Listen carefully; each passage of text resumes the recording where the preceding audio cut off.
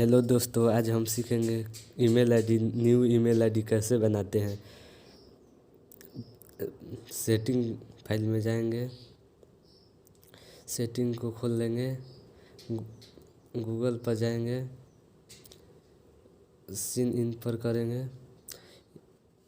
Checkout हो रहा है, चेकिंग इंफॉर्मेशन। तब न्यू क्रिएट अकाउंट पर क्लिक करना है, माई सेल्फ पर क्लिक करना है, अपना नाम डालना है। जैसे कि मेरा नाम है प्रीतम कुमार, PRITAM कुमार। नेक्स्ट कर देना है, अपना जन्म तिथि डाल देना है।